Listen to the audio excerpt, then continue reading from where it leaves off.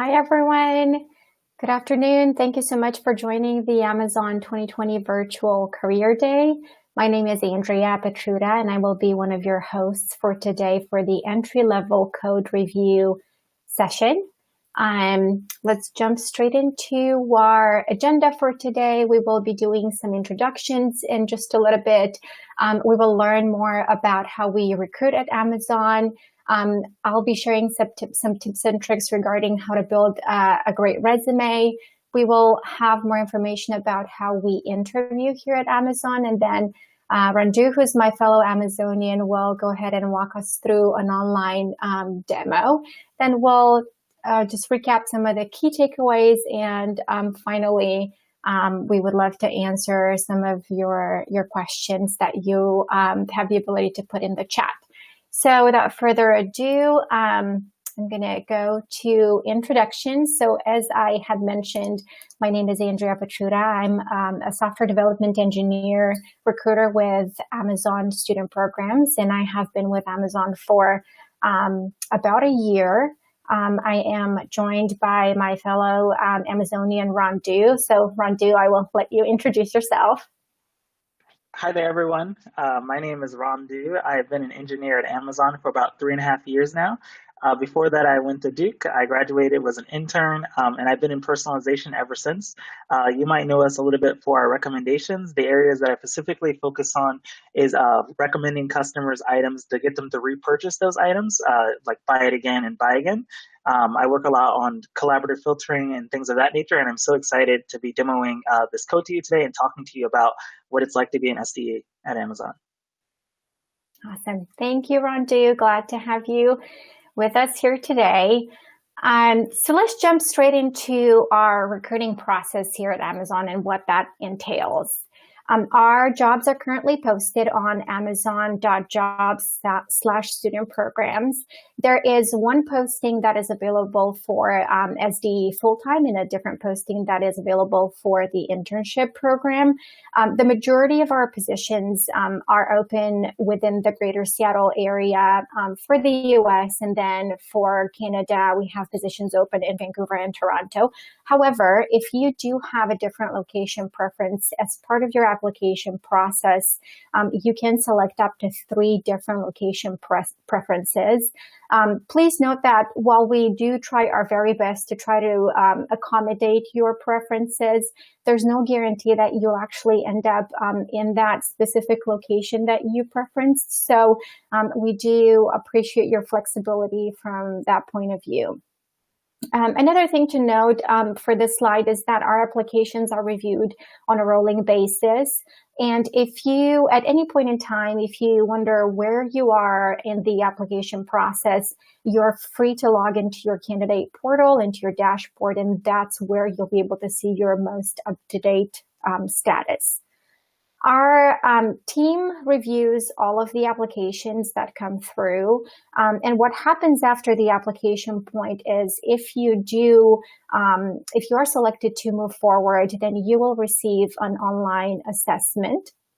And you will have about 5 days per part to complete the online assessment. And we do encourage you to take the assessment early on after you receive the access link and not wait until a few hours before the deadline, just in case you experience any technical difficulties and we need to troubleshoot for you. We'd love to be able to support you with that. If you pass the online assessment and if you're selected to move forward to the next stage, then you will be invited to join a virtual interview with Amazonians, and we will share more details about what the online assessment and the interview entail in just a little bit. If you are successful in that process, then you will be notified and the outcome of the interview will be shared with you. Okay, coming up next, let's talk more about how you can build a successful resume and what that looks like. For our software development engineer positions, it's important to note that we do not require cover letters. There may be other roles within Amazon that will require you to have a cover letter. We don't necessarily require that for student programs, so there's no need to submit one. In terms of building your resume, and when you think about the real estate of your resume, it's typically preferred and advised that you stick to one page. That's easier to navigate for recruiters and for hiring managers who are reviewing your resume. It is also a really good practice to convert your resume to a PDF format, just to ensure that whoever is reviewing your resume, depending on what type of device they're viewing it on, they're able to access it just as easily as you intended it to be visualized. So it's really good to convert it to a PDF format. Some of the things that we as recruiters find useful when we review your resume is to see things like class projects or side projects that you've worked on, past internships that you've had, or technologies that you have utilized. These are all good examples of what we like to see in a resume. And additionally, if you are a member of any clubs, student clubs or student organizations that are relevant, we would love to see that information on your resume as well. If you are applying for multiple roles within Amazon, it is a good practice to modify your resume depending on what role you apply for, to highlight the professional experiences that best fit that particular role and sort of customize your resume based on the role that you're applying for. Another tip to share here, when we think about your education information, this is especially applicable for students and new grads. It is always preferred if you put your anticipated graduation month and year at the top of your resume, so it's very accessible for recruiters, because this helps us quickly scan your resume and determine what your eligibility is for, either for intern or for full-time positions. And after your first position has been secured, you can always drop that part to the bottom of your resume. Okay, let's go ahead and dive a little bit deeper into how we interview at Amazon and what that process looks like. Some roles, such as the SD position, have an online assessment, and it's important to note that there are three parts to this assessment. Part 1 is a code debug, Part 2 is coding and work style assessment, and Part 3 is a simulation and logical ability assessment. We do not require you to have specific programming language knowledge before interviewing for a tech position. However, being familiar with languages such as Java, C++, and Python are generally a prerequisite for being successful in this process. Some of the tips that I can share over here are that some questions that you will be asked will refer to your work style preferences. Personal tip here, don't try to overthink them or spend too much time on any given question. We just want to know the authentic you. There are many types of individuals within Amazon's that have different work style preferences. There's not a one-size-fits-all from this point of view. So again, we just want to know more about you. So don't overthink, just go with what your natural preference is. Before starting your assessment, our recommendation is to read the information very carefully and thoroughly, since there are things like timing and deadlines and assessment types that will vary depending on the role. And another thing to note is during your assessment, the recommendation is to find a quiet, comfortable place with no distractions, and good Wi-Fi, some good coffee or tea, depending what your preference is, just to help you focus on and dedicate the time that you need to the assessment. And again, review the instructions very carefully. Be mindful of the time. Some of these assessments must be completed within a certain time frame. and by a particular date, so be mindful of the time. Okay, moving on to our leadership principles. I'm sure many of you in our audience today are familiar with the Amazon leadership principles. If you're not, you're welcome to go and explore our website and you will find them there. We do use these principles in our day-to-day talk, whether we're talking about new ideas for projects or the best approach to solving a problem. They are very common language. And we also evaluate all of our candidates based on the leadership principles. It's a great way to prepare for your interview. I think it's probably one of the most important ways to prepare for your interview is to consider how have you applied the leadership principles in your previous professional experience. Everybody has their favorites. Some of my favorite are bias for action, deliver results, and of course, hire and develop the best in I'm a recruiter. And with every person that we hire at Amazon, the goal is to raise the performance bar.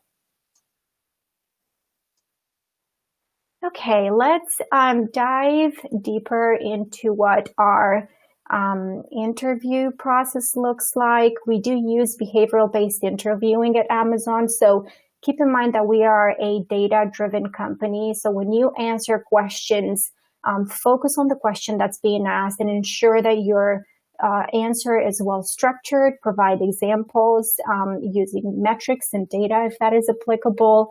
Some of the soft skills that are associated with Amazon's leadership principles, and I'm not going to go through all of the information on the slide, but some of the ones that I think are key and very specific to Amazon are the ability to deal with ambiguity.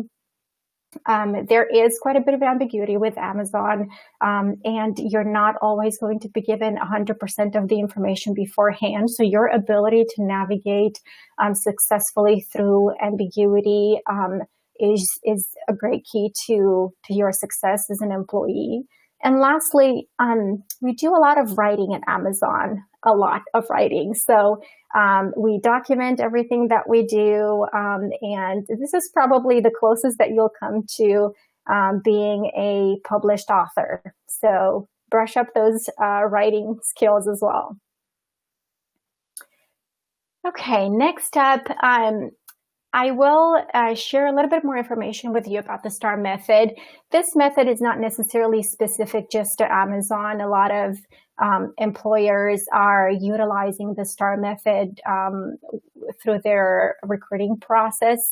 The STAR method essentially is a structured manner of responding to a behavioral-based question by discussing specific situations, tasks, actions, and results regarding the example that you're providing. And our recommendation here is to think about and consider your own previous successes and failures. We want to hear about your failures as well in relation to the leadership principles. Have specific examples that showcase your expertise and demonstrate how you have previously taken risks, how you have succeeded or failed, and ultimately grown into the process. Keep in mind that some of Amazon's most successful programs have risen from the ashes of failed projects. So don't be shy to share some of the projects that didn't go so well. I think there's a learning to be had from all of these experiences. Wrapping up with some final interview tips. And again, I'm not going to read all of the information that's listed on this slide, but I did want to highlight a few aspects, such as following up when you need clarification. If you're asked a question, but you're not given enough information to provide a solid answer, don't be shy about asking the question to seek more clarification. And if the additional context is not available, then focus on how you would attempt to solve that problem given the limited amount of information. So that would be the first thing. The second thing is we do ask, why did you pick Amazon? Why did you apply for Amazon? And that is a standard question, I think, for most interviews. However, it's not just a formality for us. We genuinely want to learn what inspired, what drove you to explore an opportunity with our company, so that we can get a better sense of who you are and what you're looking for. Okay, I think this is our wrap up for the first part of the presentation. So I will now be handing it over to Randu, who will take us through the online assessment platform. Go ahead, Randu. Great, thanks so much. So I'm just going to share my screen. So I'm on the online assessment platform, Aspiring Minds here. So this just has some instructions about how to take the test. So the first thing you'll see is the test ID. That's just how you'll get into the session if you were to be logged out. And then it includes some troubleshooting steps. So when I click next, I can go ahead and start my test. So one thing you'll definitely want to be careful about is your time here. So it says that we have 70 minutes to take the test. And we have 2 coding questions. You'll want to take a careful note of all these instructions. Be really careful about managing your time. You want to make sure your code compiles, and you want to be thinking about edge cases. A lot of these test cases that they have are going to be edge cases. You want to be reading the question carefully and making sure that you're covering all those edge cases. So it just has a couple more things to talk about here. So the main method for each program has already been implemented, so you don't need to write the main method or anything like that. Just write a function that takes the output and outputs it. And so you can compile your code any number of times. So that's one thing to really note if you just want to test something out. That's something you can do. So I'm going to go ahead and click next. I'm going to skip the demo here. So on the left, you'll see the question, and on the right, you'll see where I'll be writing code. There's a button to compile and run code, and then I'm going to, let's see, I usually read the question before I decide which language I'm going to choose. So this question is about Amazon customer search reviews, and the basic idea is that a customer is searching into the search bar, and they pass this customer query, and then we want to read from our repo what words match to that query. So basically, which words start with that query. So the example they give is that our customer query is mouse, our repository is mobile mouse, pod, monitor, and mousepad, and then this is what we output. So each time the customer is typing a new character, we expect to output the words that match that character from the repository. So you definitely want to read the question very carefully. You can see some things in bolded here that says that it's compared in a case-insensitive way. Keyword suggestions must start with the characters already typed. Really take some time to read the question carefully. On the right, you'll have your text editor. There are a couple buttons up here. So there's this one that shows the screens side by side. There's this one that just shows the code. This one that just shows the question. And then you can click this. You can save the code here. And then so what I want to do is I think I'm actually going to switch to Python. It just seems like Python is more suited to answer this question than Java. For me, just you can choose any language that you want just based on your experience. So one thing that I note that distinguishes a successful versus an unsuccessful candidate is that a successful candidate really takes time to think about the problem. They talk about with their interviewer, especially how they're going to solve the problem. And so I'm just going to write down some notes about how I think I'm going to solve the problem and any edge cases that I think I might need to adapt to. So the basic way that I think I'm going to do this is I'm going to loop over each character of the customer query. And then I'm going to create new subqueries based on that. I'm going to loop over each word in the provided repo. And I'm going to see if it starts with the subquery. So definitely you want to talk, if you're doing this with an interview and not an online assessment, you want to clear your approach with your interviewer before you start actually coding. You want to talk about the runtime complexity of your solution. You want to verbally communicate with your interviewer. One of the things to note is that we're kind of solving this problem together in an interview. So you definitely want to be discussing and sort of collaborating with your interviewer in that sense. So one of the first things that I like to do when answering one of these questions is I just like to make sure my code compiles just by returning an empty list. So define what your output looks like. That's especially important if you're coding in an object or statically typed language like Java. So here I'm just going to say outputs equals an empty list because I just remember from the question that the output is a list of strings. and then I'm going to return outputs here. So I'm going to compile and run that, and let's see what happens. So if we explore the left-hand side a little bit more, you can see that there are some test cases. It will show you the output of these two test cases here, and then it shows the output. It looks like I have a runtime exception. That's one really cool thing that it notes, is that it tells you when you have a runtime exception. So it says that the output looks like I forgot an S in my variable name. So then this is of course, I'm just returning an empty list here. So now I'm going to think about actually how I'm going to solve this problem.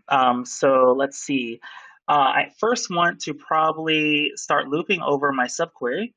So for I in range of 0 to len of customer query, this is going to loop over each character, and then I'm going to define my subquery is the customer query of 0 to I. This is what I'm going to be comparing each string in my repo with to see if it matches with that. Now I need that. So since it says that I'm returning a list of words, where the inner list are words that match the keyword that the customer has typed so far, I'm going to create a sublist. Let's call that match words equals an empty list. And then I'm going to loop over each word in my repository. So one thing to note is that it does have autocomplete, so that's really nice there.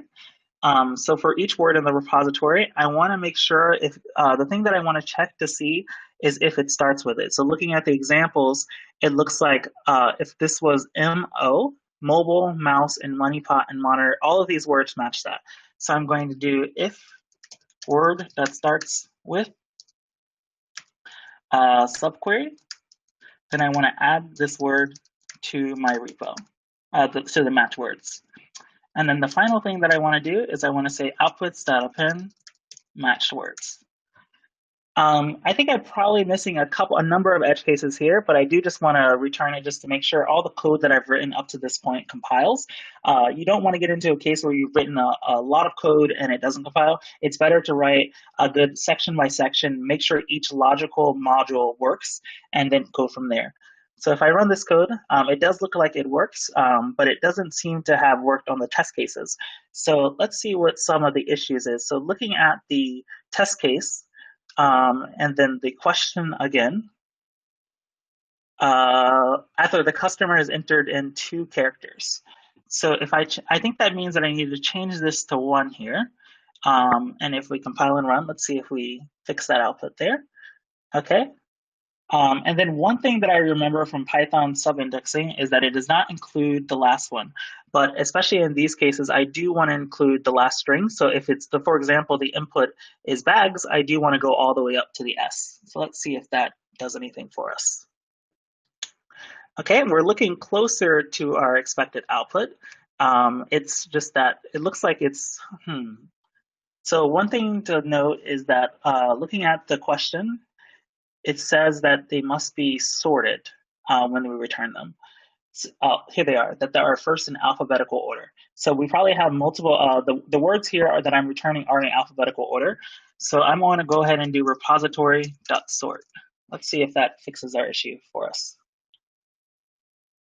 Okay, so we solved that question of the repository, like the words that we return not being sorted just by sorting the repository that were passed in. But we still have some issues.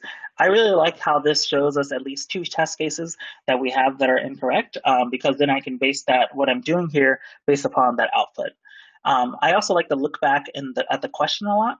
So one thing that's definitely very of note here is that it says that it has to be compared in a case-sensitive way, both the repository and the customer query. So what I'm going to do here is I'm going to go ahead and create another repo, lowered repo equals this. And then I'm going to go ahead and sort it. And then I'm going to do a list comprehension, one of the great things I love about Python. So I'm going to say for word.lower and repository. And then instead of using repository, I'm going to use lowered repo here. And so that's going to loop over each lowercase word in my sorted repository. Let's see if that works. Oh, it looks like I do have a invalid syntax. Let's see what's going on here. So it does tell you the exact line where you had an error at. So let's see what is going on. So outputs equals empty list, and then lowered repo equals sorted of, let's see, word.lower for, oh, here I need to add word. So now I'm getting correct output, but I think if I look back at the question, it says the repository and the customer query should be compared in a case-sensitive way.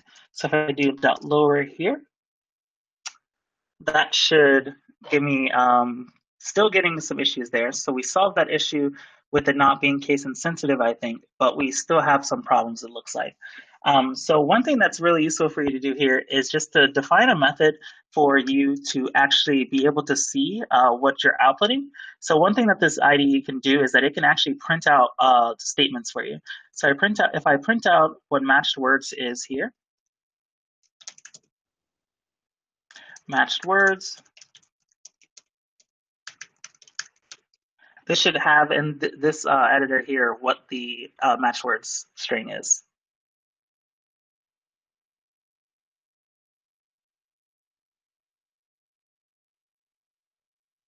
Oh, the time limit was exceeded.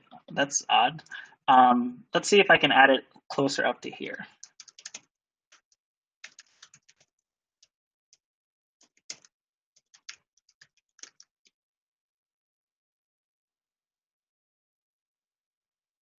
So cannot concatenate, str. So you want to, you can compile this as many times as you want. I just like to keep running it and seeing where my issues are. So you can see here that the lowered repo is these lowered words in sorted order. And so one thing that I like to do is I actually like to abstract this to another method, get output, with the same inputs as this. This will allow me to run, say, test cases against the function, just to make sure that they're getting the right thing. So I'm going to go ahead and do this here. And then if I move this over, and then I can say return get output of none reviews, repository, and customer query. And I'll show you later how I'm actually going to use this. I'm going to be passing my own, basically my own test cases to the function to see what's wrong. So then if I do, I can return that, but I can also do print that test case. This is definitely something that you want to be able to do, is define your own test cases to kind of navigate which ones you're getting incorrectly. So let's see if that works for us, defining our own test case there.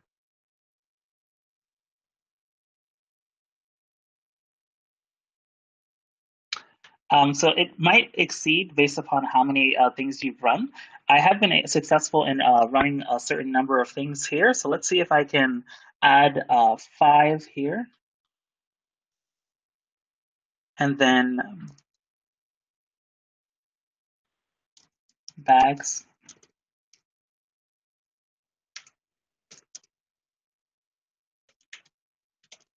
baggage. So I'm copying one of the test cases here just to make to demonstrate how you can run a test case. Banner, box, plus. So that will be our repository for this input. And then we can have bags here.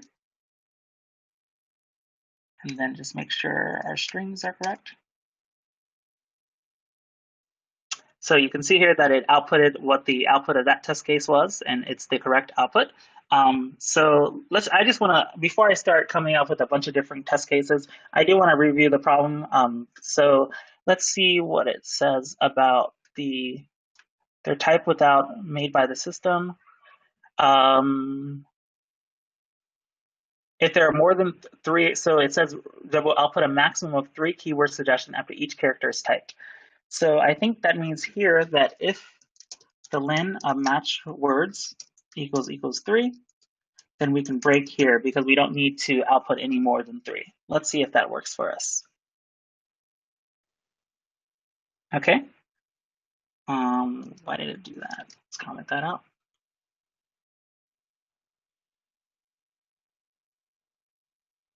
Okay, we're still missing this test case. So let's see what happens when we pass in this test case. So we have code phone there. Let's see. word.lower. So this kind of is like you have to work through each test case and try to get it working. It will have more test cases once you figure out this one. So what I'm going to do is I'm actually going to create this test case here, this code phone, and see if we can work with that.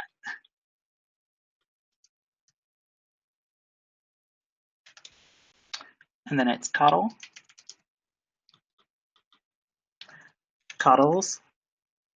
and then codes, and then the customer query here is coddles. Okay. So that is incorrect, and it is expecting cuddles code.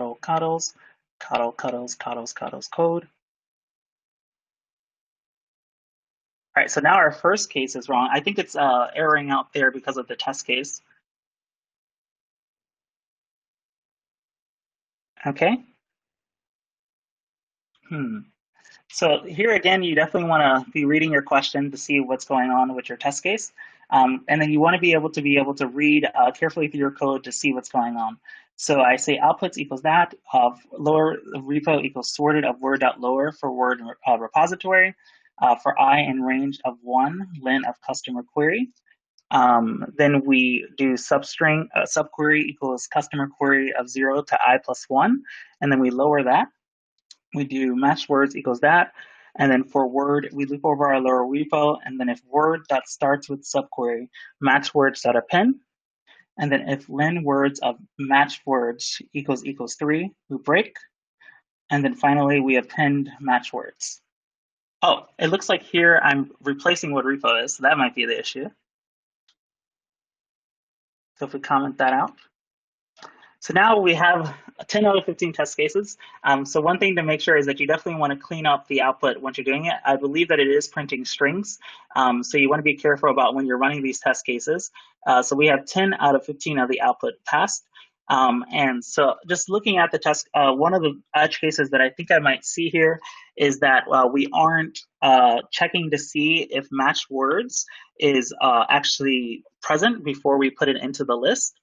So like in the case of where none of the words match the query, then that means that we'd be adding it either way, the empty list. So let's see if we can create a test case to do that. So let me say my test repo here. That was a bug that I had there. Repo. And then here. So let's say my word list is code.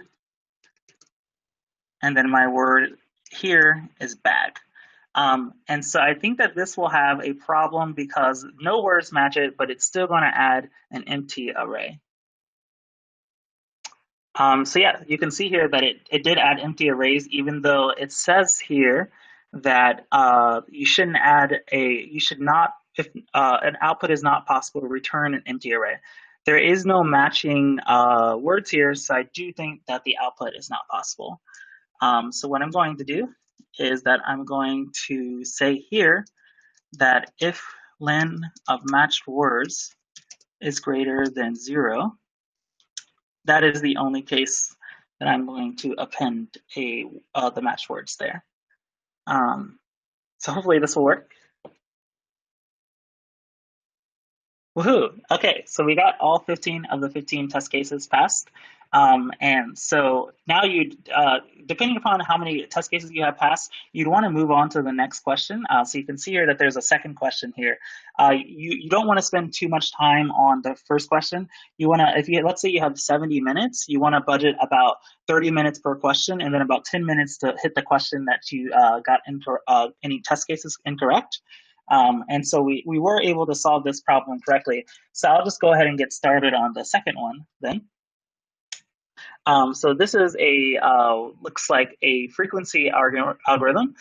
So we are given a literature text and words to exclude, and we're just asked to return a list of strings representing the most frequently used words in the text, or in case of a tie, all of the most frequently used words in the text. So again, when you're interviewing or when you're online assessment, make sure to really write down what you think your approach will be. So I'm going to split literature text. I'm going to loop over each word. I'm going to maintain a dict about how often they are used, and then I'm not going to count any word and words to exclude. So very similar way of going about this here is that I start off with what I think my output should be. And so the list here again is just an empty list. So then I just like to return that output's there. And so you do have, just like in the first problem, you do have a subset of test cases that you are passed here. So let's actually get to solving the problem. So I'm going to get my count map equals an empty dictionary. I'm going to have my list of words equals literature text dot split. And then I don't remember if in this problem they are need to be case insensitive. So for each word and words, if word not in count map. So what I'm doing here is I'm just incrementing my counting dictionary about how many times it's being seen. This is a very common interview question about frequently used, keeping track of something. And I would say that dictionaries is one of the most common methods of solving interview questions. Hashing is very important, like having good knowledge about how to use them. A lot of interview questions are solvable by hash mapping and lots of loops. So then I'm going to say count map of word equals 0. And then count map of word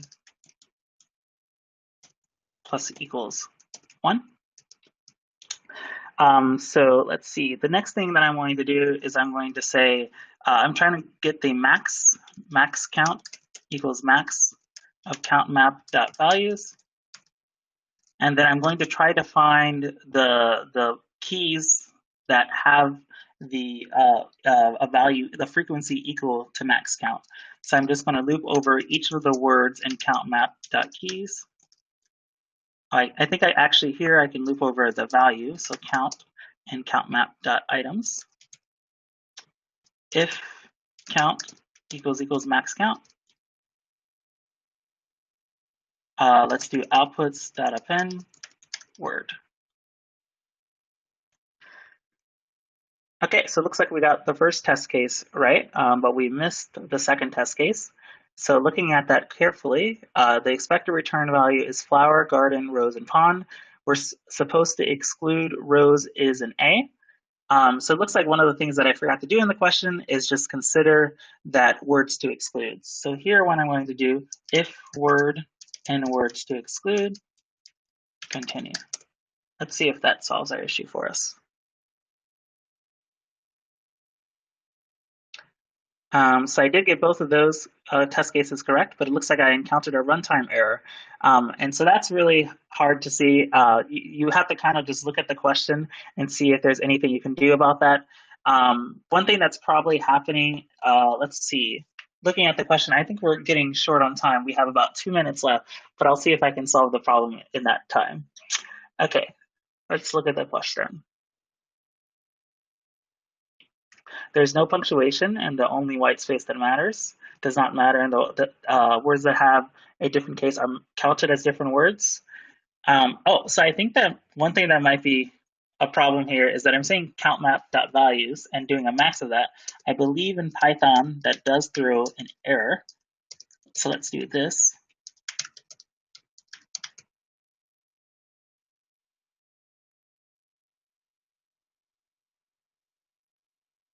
Oh, okay. So it looks like only one. So one thing that's a little bit not so that kind of hard about this platform is that when you have an error in one of your test cases, it doesn't say which one is the error. It just says that you have a runtime exception. You can't see how many you passed. But it looks like we only had a runtime exception in one of those test cases. And so one important thing to note is be careful about like when you call like max on things, rate index out of bounds, index not found exceptions. You definitely want to be watching for that. I missed that here, and that max would be operating on an empty list here. And then just one other thing that I want to note, especially if you're in an interview, it doesn't matter as much for online assessments, is just be very careful about like your data structures that you're using. So one thing that I immediately noticed when I was doing this problem is that I'm going to be looping over this large list. and words to exclude is as a list right now, but I'm checking for its inclusion in words to exclude.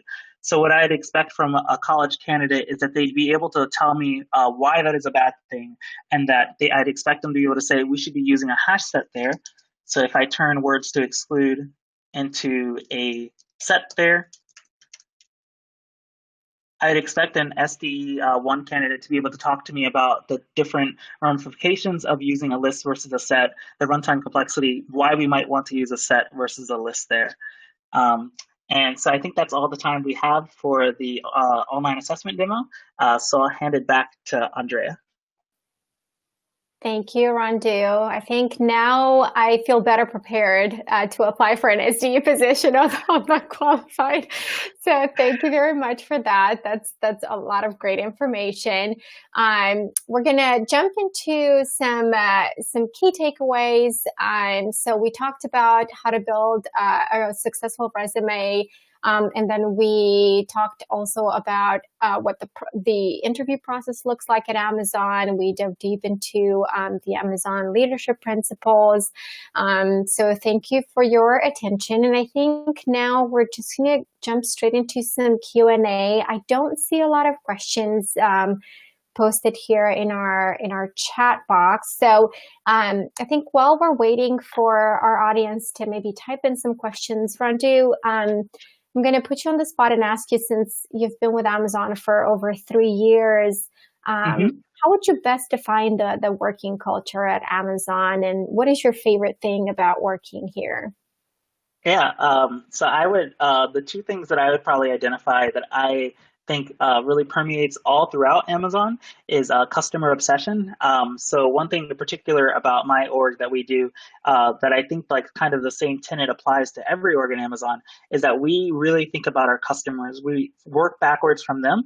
I don't know if all of you have heard of it, but we do this thing called A/B testing, where anytime that we want to launch a new product or experience or modify an existing product, we run a A/B test to see if we were to give customers that experience, how much revenue or how much customer engagement would we get from that experience.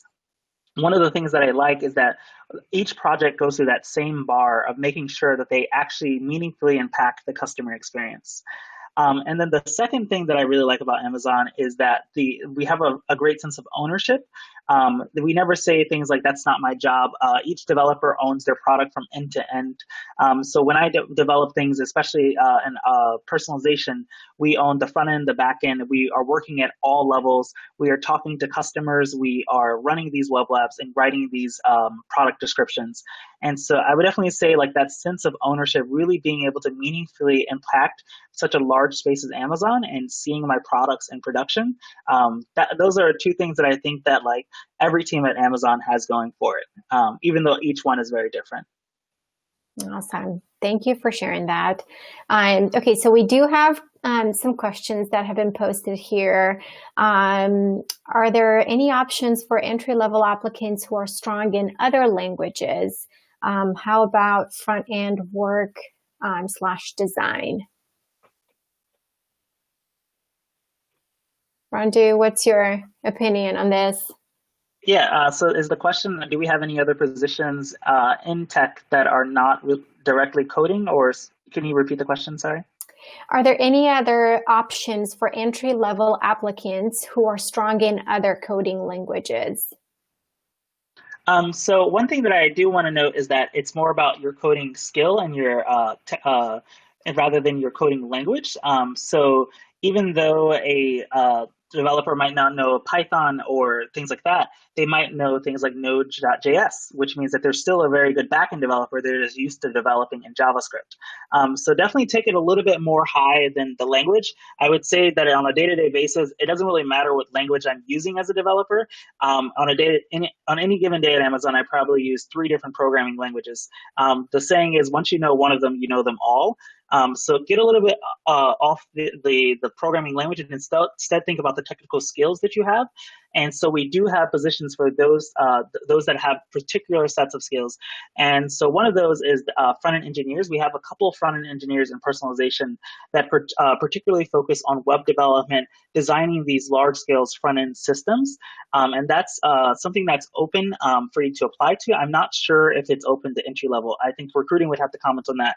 But we do have other roles besides software engineering that, for example, like front-end engineering or security engineering, that specifically focus on one subset of software engineering, but focus more on what technical skills you have rather than what coding language you have. Right. Thank you. And then I think this is a follow-up question. What do you suggest using, more libraries or using raw code?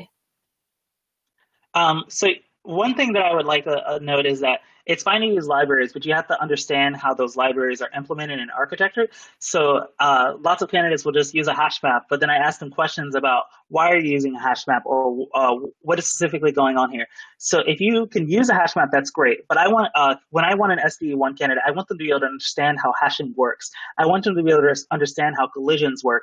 I want them to be able to understand the intricacies of whatever language they're using when they're using that hash map. So you can use whatever library you want usually within an interview, as long as you know exactly how that library or the details of that library, the API, how it works. In some cases, you can't exactly, like let's say we ask you to implement an LRU cache, you wouldn't be able to just say, I'm going to abstract to this library that has an LRU cache. In that case, that we would ask you to actually use native data structures to do that. In terms of your practice coding or when you're doing your projects, I would recommend that you use whatever makes sense for your project. Don't just develop something just because it's you want to get experience for it. Use whatever libraries are available to you to use. And I think that's really important because at Amazon, we don't just develop something just because we want to write some stellar code. We develop things for our customers, and we use whatever products, libraries, and services that can help us meet to that customer. Andrea was talking a lot about writing a lot that we do at Amazon. One of the biggest things that you'll do as an SDE at Amazon is writing design documents. And that's where you'll actually say, what libraries am I actually going to use? Why am I going to use them? Or you're going to call out, hey, why aren't you, if someone asks, why aren't you just using this library that does X and X? You would say, well, this has these trade-offs and these drawbacks. So being able to critically think about which libraries you're using and why or why not is more important than being able to code that library or even understand, like knowing the deep level intricacies, just knowing, being able to explain whatever you're doing or why you're doing it, because that's what you'll be asked as an SDE in your day-to-day. Awesome. And I think we have time for one more question, and I can answer this, but feel free to jump in as well, Randu. If you are interviewing for a role that works with software engineers, like security engineers, but won't be doing coding on a day-to-day basis, do you still have to take a coding assessment? So that depends. Some roles have coding assessments, some do not. And that will be communicated to you once you enter in the process. But yeah, I don't know, Randu, if you have any additional information here. I'm not sure. I do believe that if the position has a technical aspect, they usually do have some type of coding involved, either in the online assessment or in the interview. But I can't say which ones have an online assessment or which don't. Right. Okay. Well, I think this is it. We're coming up on time here. So just wanted to say thank you very much for your participation. It's been great to have you attend this session and connect with Amazon today. We do have a QR code here available for you that you can scan and get straight to amazon.jobs/student programs, where you can find the SDE positions that are posted and a variety of other technical and non-technical positions that are posted with student programs. Again, very thankful for your time and attention today, and I really do hope you have a great rest of your day, everyone. Bye. Thank you.